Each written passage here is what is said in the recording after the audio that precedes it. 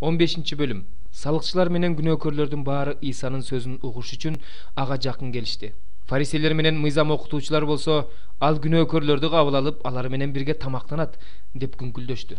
Ошондо Иса аларга төмөнкү үлгү насаат аңгемени айтып берди. Силердин араңардан 100 кою бар бир адамдын бир кою жоголуп кетсе, эмне?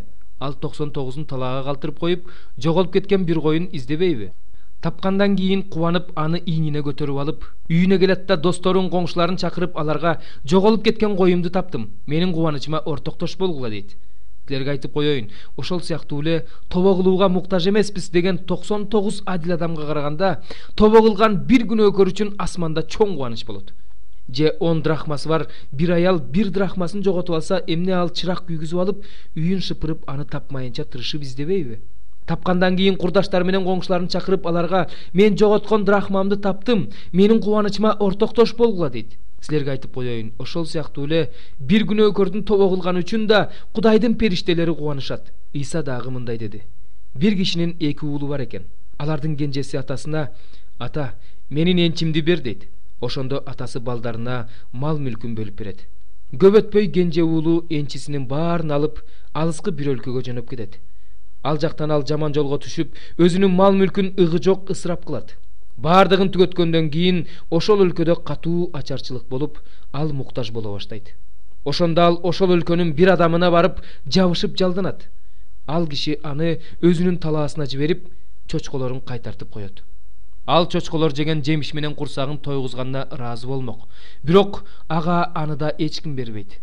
Ошондо ал акылына келип, атамдын жалчыларынын баары тамакты тойо жешет. Мен болсо бул жерде ачкадан өлгөнү жүрөм. Туруп атамага айтып барайын да: "Ата, мен асмандагы Кудайдын алдында жана сенин алдыңда күнөөгө баттым. Мындан ары сенин уулуңмун деп аталууга татыксызмын. Мени жалчы кылып ал" дейин. "Мындан ары сенин уулуңмун деп аталууга татыксызмын. Мени жалчы кылып ал" дейин, дейт. Ошентип ал туруп атасына жөнөйт. Атасы уулун алыстан эле көрүп, аябайт да жүгүрүп барып мойнунан кучактап өпкүлөйт. Ошондо уулу атасына: "Ата, мен асмандагы Кудайдын алдында жана сенин алдыңда күнөөгө баттым. Мындан ары сенин уулуңмун деп аталууга татыксызмын" дейт. Атасы болсо кулдарына: "Тезинен эң жакшы кийим алып келип, ага кийгизгиле. Колуна шакек тагып, бутуна бут кийим бергиле. Анан борго байланган торпокту алып келип сойгула. Ичип жеп көңүл ачалы. Анткени менин бул уулум өлгөн эле, тирилди, жоголгон эле, табылды" дейт. Ошентип алар тойлой башташат. Ошол учурда анын тун уулу талаада болот. Ал кайтып келе жатып, үйүнө жакындаганда ырдап бийлегендердин үндөрүн угат. Ошондо ал кулдардын бирин чакырып алып, "Эмне болуп жатат?" деп сурайт.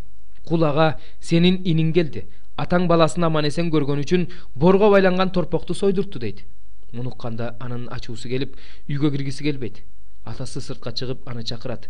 Ошондо ал атасына: "Мен сага ушунча жылдан бери кызмат кылып келе жатам. Эч качан буйругуңду бузган жокмун. Бирок сен мага досторум менен көңүл ачканга бир улак да берген эмессиң. Ал эми өзүнүн мал мүлкүн бузулган аялдар менен ыгы жок ысырап кылган уулуң келсе, ага бордолгон торпок сойдуң" деп жооп берет. Атасы болсо ага: "Балам, сен ар дайым менин жанымдасың. Менин баардык мал мүлкүм сеники. Бул нерсеге болсо сүйүнүп кубануу керек болчу. Анткени бул иниң өлүгө эле, тирилди, жоголгон эле, табылды" дейт.